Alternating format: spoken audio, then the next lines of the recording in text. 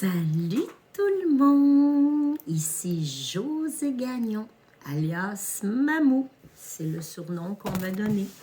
Les filles avec un peu de folie et ses amis m'ont même baptisé Gourou Mamou. Moi, je prends ça comme un compliment. J'ai pris des notes, je sais pas, je vais les regarder parce que j'ai peur de perdre le fil. J'ai tellement de messages à vous partager qu'on va commencer une vidéo à la fois.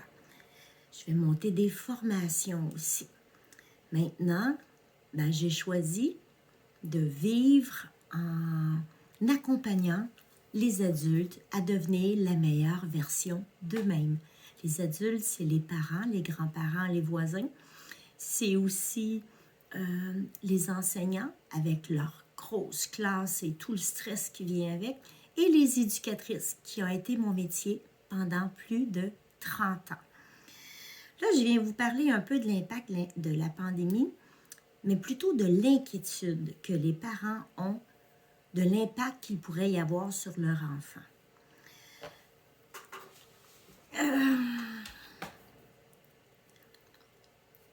Première chose, je vais vous parler de conscience. Faire les choses en conscience, parler en conscience, donne un impact d'une grande influence auprès des enfants.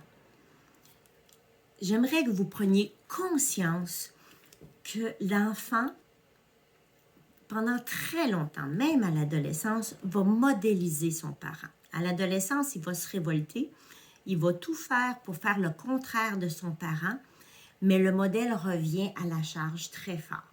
Imaginez nos tout petits, comment ils modélisent leurs parents. C'est la première parenthèse que je veux vous mettre, prendre conscience de l'impact auprès de vos enfants, dans votre façon de penser, dans votre façon d'agir et dans votre façon de parler. C'est un gros morceau de se responsabiliser en tant qu'adulte auprès de la classe des petits avec qui nous passons tous les jours de la semaine, de notre petit groupe d'enfants, que ce soit en milieu familial ou en CPE, l'impact, ou en tant que parent, grand-parent, voisin, mon oncle, ma tante, l'impact que nous avons dans nos agissements auprès de ces enfants-là. C'est imprégné, parfois même au fer rouge, notre façon de faire, notre façon de penser, notre façon d'agir. J'ai été assistante chiropratique et DJ Palmer, le fondateur, avait fait une école. Puis, il mettait des pensées positives partout dans l'école, dans les miroirs, dans les corridors. Et il y a eu un journaliste qui est venu l'interviewer et lui a demandé pourquoi il mettait des pensées positives partout. Et sa réponse fut vraiment simple. Et c'est la vie, c'est comme ça, ça marche. Sa réponse était de dire, ce que nous lisons influence nos pensées, notre façon de penser. Notre façon de penser influence notre façon de parler et notre façon d'agir. Notre façon de parler et notre façon d'agir influencent nos actes. Et nos actes influencent notre vie. Ça, c'est pas moi qui l'ai inventé. J'appelle ça une loi universelle. Imaginez votre façon d'agir, en général, dans vos pensées, paroles, agissements, auprès de vos enfants. Imaginez l'impact et la mémoire vous créez, une mémoire cellulaire. Là, je pourrais faire des douzaines de cours sur le sujet, mais on va revenir à l'impact de la pandémie parce que je voulais que vous preniez conscience avant. Je veux que tu prennes conscience avant. Le tu est encore plus direct, hein? Je veux que tu prennes conscience que l'enfant va réagir à l'image que tu lui as donnée de la pandémie. Donc, tu l'as vécu avec colère, tu la vis encore avec colère, il imprègne cette colère. Tu la vis avec accueil, il imprègne cet accueil. Puis la parenthèse d'accueil, c'est pas, comment je pourrais dire, accepter une situation, c'est pas la valider, puis c'est pas être en accord avec la situation. C'est simplement l'accepter pour vivre plus en harmonie avec ce qui est. Prends toujours note de ce que tu peux changer et ce que tu ne peux pas avoir de pouvoir. Donc, je reviens à l'enfant. Il va imprégner, ta classe en entier va imprégner ton énergie que tu dégages face à la situation. Donc, si tu observes bien les enfants, ils vont réagir à la manière que tu vas réagir à chaque événement. Donc, tu as le choix de choisir la façon que tu vas, la façon que tu vas vivre et accueillir l'événement de la pandémie depuis 2 ans. Si tu as fait un fail v'là 1 an, il est toujours temps de corriger. Moi, je parle même à un bébé de mon émotion, de comment je vis les choses. Fait qu'il est peut-être temps que tu t'assoies et tu aies une bonne conversation avec les enfants. Oui, oui. Même l'enseignante, même l'éducatrice, tu t'assois, tu fais venir les cocos, puis tu expliques l'émotion que tu as vécue, les craintes que tu as vécues, la peur que tu as vécue. Donc, je reviens à ma conscience de la pandémie. L'enfant imprègne ton émotion, je disais. L'enfant va modéliser tes paroles. Il va les répéter dans ses mots à sa manière. Il va répéter tes gestes. Si on met encore une parenthèse, la plupart des gens qui sont agressifs, qui sont dans la violence, ont subi la violence quand ils étaient enfants. C'est pas parce que c'est des gens violents, c'est imprégné dans leurs cellules. Ou bien, ils font complètement et carrément le contraire. Ça, c'est ma parenthèse. L'enfant va grandir avec une mémoire de la pandémie. La mémoire que tu lui as enseignée, pas en lui expliquant ce que c'était la pandémie, mais plutôt dans tes agissements réels, dans tes pensées et tes paroles dites en l'air qui n'étaient pas adressées à l'enfant. Il va grandir avec cette mémoire cellulaire-là. Ça devient imprégné. Donc, s'il y a des peurs, s'il y a de la colère, s'il y a de la frustration, si tu n'as pas eu ou tu n'as pas présentement la capacité à t'adapter à la situation pour être heureux. T'adapter, c'est pas être un mouton. T'adapter, c'est accepter ce que tu peux changer et faire un changement que tu peux, et accepter ce que tu peux pas changer. Et on ne dira pas le mot lâcher prise, ça fâche tout le monde. Accepter la situation que tu ne peux pas changer en appliquant les actions au meilleur que tu peux pour ton bonheur, pour ta joie, pour ton bien-être, pour toi, ta famille, tes enfants et ceux qui t'entourent. C'est toi, aujourd'hui, qui décide de l'impact qu'auront les enfants sur la pandémie. Comme j'ai toujours dit, l'enfant a une bien plus grande capacité d'adaptation que toi, l'adulte, que tu peux avoir. Plus on vieillit, plus on développe une forme de rigidité. L'enfant, il est puissant, il est malléable et il aspire qu'au bonheur, sans avoir aucune contrainte, sauf celle que l'adulte lui impose. Est-ce que vous me suivez bien? C'est important. Je ne veux pas que tu rentres dans la culpabilité, que tu te sentes mal parce que tu dis un peu des conneries devant les enfants. Ton enfant, la classe, ton groupe. Il est toujours temps de corriger la situation. Je le répète, par tes agissements, par tes paroles, ta façon de penser. Si tu réussis à mettre un brin d'humour, Si tu réussis à trouver des stratégies amusantes auprès des enfants, ça va créer un souvenir positif. Si je reviens aux plus vieux de mon âge qui ont vécu le verglas, moi j'avais mes 3 bouts de chou à la maison, ma plus jeune était un bébé encore. Ben, j'ai, malgré moi, pas tout à fait en conscience, comme beaucoup de gens, j'ai trouvé des avantages à ce verglas-là parce qu'on s'est ramassé confinés à la maison, sans électricité, sans chauffage, à dormir tout le monde dans le lit de papa et maman, tout emmitouflé avec des chandelles, aller chercher de l'eau dans mon lac pour la purifier, à changer de maison parce qu'il fait trop froid dans ma maison, trouver une qui fait plus chaud, à vivre en équipe en faisant venir des gens qui venaient habiter avec nous pour s'entraider où est-ce qu'on avait de l'électricité, à faire des jeux de société à la chandelle le soir. C'était magique. Si vous demandez à mes enfants le souvenir qu'ils ont, c'est que positif. C'est un souvenir d'amour, d'entraide, d'harmonie.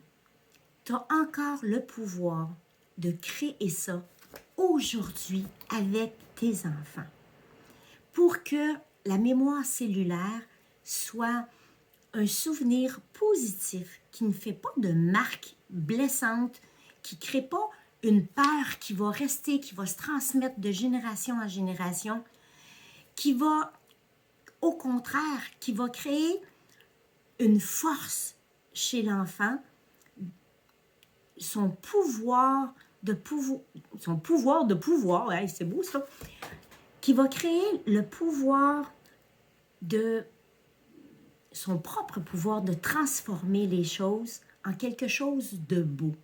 Parce que c'est toujours possible. Mais les enfants, je le répète encore, je me répète, mais c'est comme ça qu'on intègre, modélise. Il va reproduire ce que tu fais. Donc, à toi de choisir ce que tu veux lui expliquer. L'exemple dans mon texte que je donnais, ben, c'est l'exemple que je fais toujours quand je fais du coaching.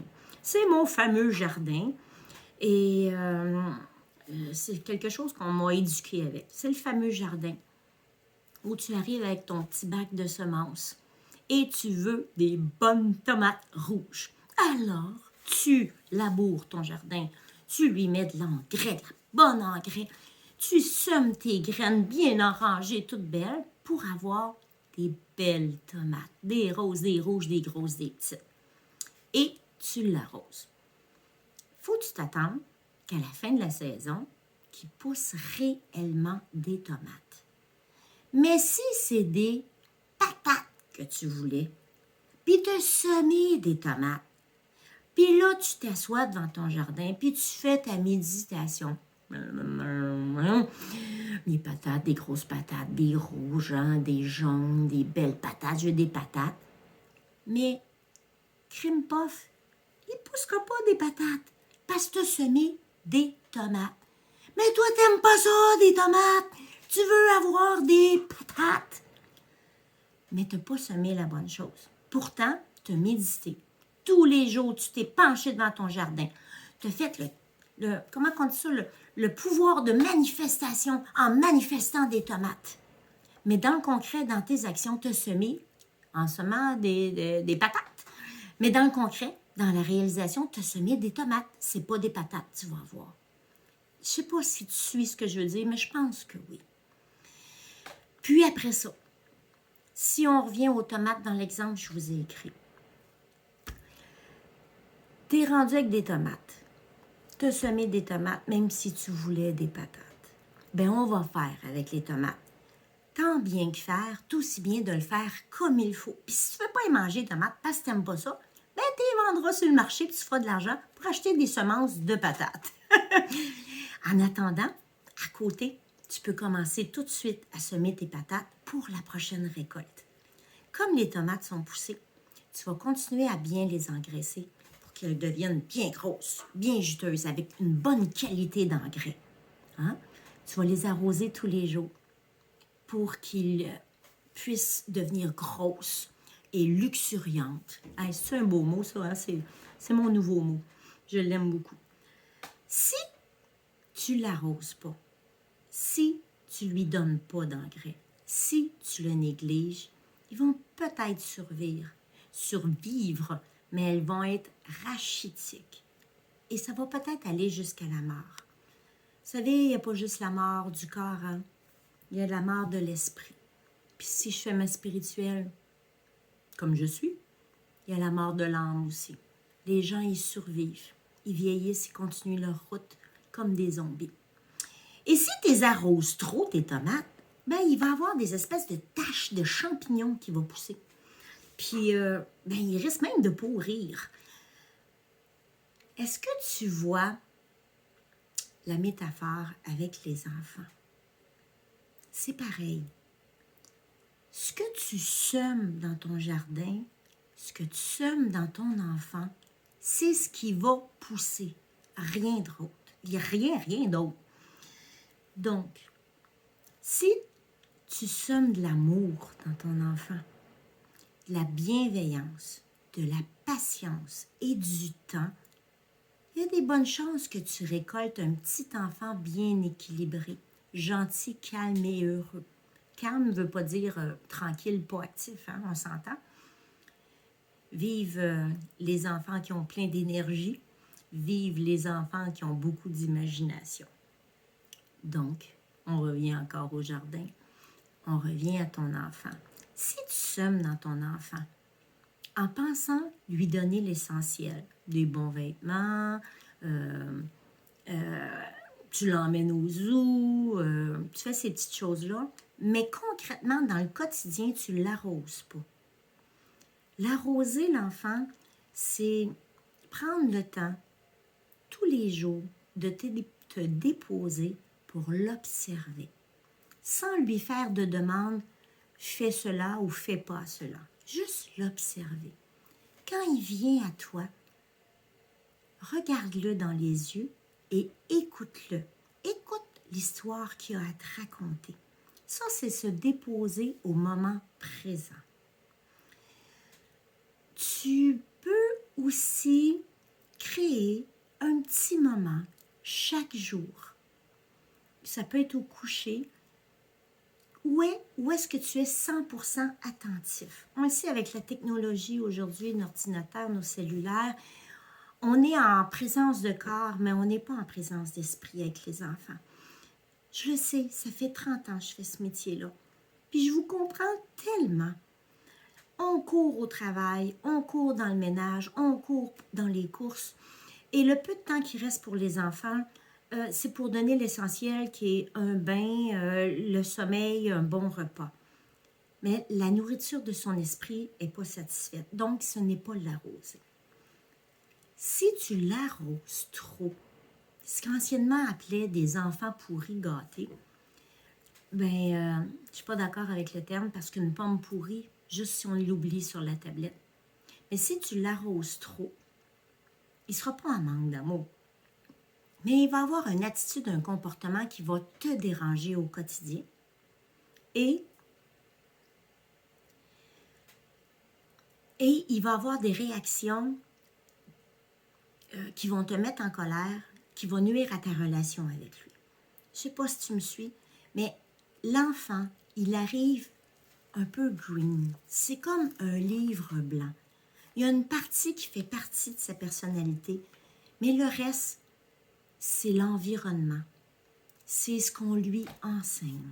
C'est ce qu'on lui transmet dans nos agissements personnels. Fait que si on fait tout un pont avec la pandémie, bien, tout dépend de toi. Encore aujourd'hui, présentement. Tout dépend de ta façon de réagir, de l'énergie que tu fournis. À te mettre en colère ou à tourner la situation un peu, moi j'utilise toujours le mot amour parce que c'est puissant. Donc si tu tournes la situation dans l'amour, la bienveillance, Si tu agis comme ça envers les autres, ton enfant va te voir agir, il va te voir parler, il va t'entendre et il va imprégner. Je le répète, il est encore temps. Tu changes immédiatement ta façon de penser, ta façon d'agir devant tes enfants et l'enfant va immédiatement adopter ton énergie à toi. Et l'impact va devenir positif. C'est pas un cours que je te donne. C'est pas une technique avec point 1, point 2, point 3. C'est la loi de la nature, comme ton jardin. Tu sèmes, tu récoltes ce que tu sèmes. Ce que tu prends soin va venir au monde avec soin. Ce que tu maltraites va devenir une victime ou un agresseur. Donc, c'est la loi de la nature, c'est la loi de la vie. C'est comme ça on fonctionne. C'est comme ça que tu peux changer une situation qui te fait peur, qui te rend malheureux. Il faut vraiment que je fasse ma vidéo du dernier 3 mois de voyage que j'ai fait. J'ai affronté tellement de peurs qui m'ont fait tellement grandir. Parce que comme j'ai dit, comment j'ai dit ça? Moi, je me trouvais vraiment hot. Comment j'ai dit ça? J'ai dit, quand j'affrontais une peur, j'ai été jusqu'à pleurer tellement j'ai eu peur. Parce que c'était mes peurs personnelles. J'ai nommé le vrai courage, c'est d'avoir peur et de le faire pareil. Tu peux avoir peur de la maladie. Tu peux avoir peur de l'impact sur tes enfants. Tu peux avoir peur de l'enseignant qui n'est pas tout super cool avec ton enfant. Tu peux avoir peur du voisin qui sac sur le terrain à côté, ton enfant l'entend. Mais tu vas demeurer la dernière personne qui va créer le plus grand impact sur ton enfant et tu peux corriger toutes les situations. Donc, tu prends note. Ce que tu ne peux pas changer, tu le transformes, tu lui donnes le bon engrais, tu l'arroses de façon positive pour qu'il pousse en harmonie et qu'il fleurisse. Je suis là pour toi. Si tu as des questions, si tu as des inquiétudes, tu peux m'écrire. C'est mon travail maintenant. Je suis accompagnante. Tu peux simplement écrire sous le post, puis je vais répondre aussi à toutes tes questions. Je vous lis tous. C'est tellement un bonheur pour moi, les enfants. C'est tellement magique et c'est eux qui préparent notre avenir. C'est nous qui avons la charge d'éduquer et de préparer l'avenir de ce monde maintenant.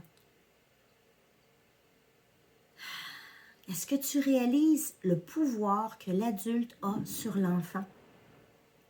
Est-ce que tu réalises à quel point tu as le pouvoir de le détruire ou de rendre cet enfant une personne extraordinaire?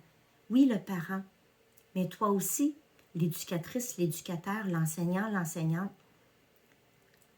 Tu fais une marque à chaque instant, à chaque parole, à chaque geste. Tu crées un impact, une mémoire chez l'enfant.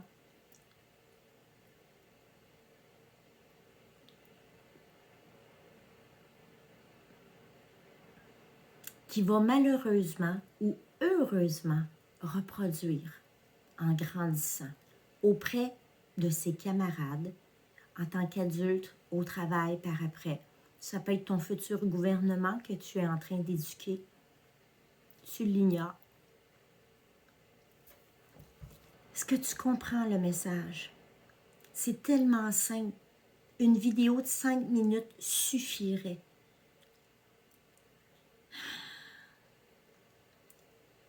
Tu influences, tu éduques, tu donnes, tu transformes ce petit être-là de 0 à infini par tes agissements, ta façon de parler, ta façon de penser, la façon dont tu le traites, la façon dont tu l'ignores ou que tu accordes le temps. C'est quoi la priorité dans la vie? Selon le métier que tu choisis ou de devenir parent, c'est quoi ta priorité ultime? C'est quoi qui passe en avant de tout? C'est vraiment l'enfant qui est en avant de toi. Tu as le pouvoir de devenir la meilleure version de toi-même auprès des enfants et auprès de tous ceux qui t'entourent. Chaque fois que tu es en colère, chut, ferme-la, prends un pas en arrière, respire, puis remets ta pensée dans ton cœur et exprime-la avec ton cœur, donc avec amour. Un pas à la fois. On monte notre coup, on s'échappe, c'est pas grave, on recommence puis on se corrige. Et quand tu fais une erreur, mets-toi au niveau de l'enfant, regarde-le dans les yeux, puis exprime-lui ton sentiment réel dans ton cœur. Comment tu te sens? Je suis en colère, je me suis chicanée avec mon amoureux un matin, puis là, j'arrive en classe ou dans mon groupe ou devant toi, mon enfant. Ça ne t'appartient pas. C'est pas toi le problème, c'est moi. Je suis en colère, ou j'ai de la peine, ou j'ai peur. Crois-moi, l'enfant est beaucoup plus empathique que n'importe quel être humain que tu vas croiser. Il va immédiatement te pardonner, et non seulement te pardonner, il va t'aider à vivre une journée extraordinaire. Il peut transformer ta journée. Mais si tu ne lui dis pas, il va seulement ressentir ton énergie, il va tomber en réaction, il va devenir hyper tannant, que ce soit le groupe en classe, le groupe en éducation ou dans la maison, papa, maman, il va devenir hyper tannant, il va te taper sur les nerfs, tes réactions vont devenir de plus en plus poches, tu ne seras pas fier de toi, ton bilan de la journée va être un peu nul, tout simplement parce que tu n'as pas pris le 2 minutes de rentrer dans toi, t'observer quelle était ton émotion, quel était ton sentiment, te déposer et l'exprimer. Tu t'observes et tu exprimes à l'enfant devant toi ce que tu vis. Tu viens immédiatement de changer l'énergie et l'atmosphère. C'est pareil pour l'impact de la pandémie. Parle à ton enfant si tu veux qu'il comprenne. Parle pas avec des mots scientifiques. Parle de ton émotion. Que tu as eu des petites frustrations parce que tu ne pouvais pas faire ce que tu voulais, que tu as eu peur pour papi, mamie, pour la santé, que tu as peur de tout ça, un vaccin, ou tu as peur de ceux qui ne se font pas vacciner. Je ne sais pas, c'est pas important, on ne parle pas d'un débat ici. On parle de contact avec les enfants. Parle à ton enfant de ce qu'il vit, de son émotion, de ton émotion face à la situation. Puis exprime-lui, c'est quoi l'émotion réelle que tu voudrais avoir. Prépare-toi dans ta tête avant de lui parler. Parle avec ton cœur. Exprime-lui ce qui est... Comment je pourrais dire? Je veux pas que tu exprimes dire que ta colère, que tu es fâché de la pandémie, puis tu transmettes ta frustration. Je veux plutôt que tu exprimes ce que tu as ressenti face à cette colère-là, mais que tu es capable maintenant de te calmer, d'accepter et de lui nommer tous les avantages qu'il y a eu à cette pandémie-là. Le temps que papa, maman ont passé avec les enfants. Toi, l'enseignant, la reconstruction de la classe, c'était vraiment dur. Mais en même temps, il y a eu des liens qui s'est créés. Les petits groupes, il y a eu des avantages. Il y a eu de l'entraide qui s'est créée. Puis si ça ne s'est pas fait, ben fais-le donc. C'est le temps. Mettre un peu d'humour dans les histoires dramatiques, c'est bien aussi. Rire un peu des situations, c'est bien. C'est quoi l'expression, ça dit, là? Si tu ne vaux pas une bonne risée, tu ne vaux pas grand-chose. Ben, rire de la situation. Construisez des coronavirus en papier, puis pitchez-les. Faites une guerre de coronavirus. Mais il y a des avantages à chaque situation. Mais des fois, ben, notre vision est voilée par un sentiment qui est plus sombre. Mais la lumière est plus forte que la noirceur. Laisse-la pousser. Laisse-la venir en toi. Assis-toi avec l'enfant. Exprime ta peur, ton sentiment, ta colère, mais que ça va mieux. Et avec lui, fais le bilan de tous les avantages à chaque situation. Et la magie dans tout ça, comme Eckhart Tolle dirait, ben, tout est énergie, tout est mouvement. Tout ce qui est énergie bouge constamment. Même la roche, elle a sa propre vibration. On ne le voit pas parce qu'elle est lente. Donc, puisque tout est énergie, tout est en mouvement. Tout avance, tout change. Ce que tu vis un matin, ça ne sera pas pareil après-midi. Ce que tu vis cette année, ça ne sera pas pareil l'année prochaine. Dans 2 ans, dans 10 ans, dans 6 mois, dans 1 heure. Tout change. Tu vis quelque chose de difficile, tout change. Tu vis quelque chose de beau, tout change aussi. Il suffit de rentrer dans l'acceptation de ce que tu ne peux pas changer. Et ça ne veut pas dire être en accord. Accepter, c'est décider, faire le choix d'être bien dans ce que tu vis. Communique-le aux enfants. Deviens la meilleure version de toi-même. Tu vas voir les fleurs germer et fleurir autour de toi automatiquement. Semer du bonheur, semer de l'amour, c'est ce que tu vas récolter. Bon, ben, je t'aime. Prends soin de toi. Écris des commentaires, pose des questions. Ça va me faire plaisir d'être là pour toi. Ciao, bye!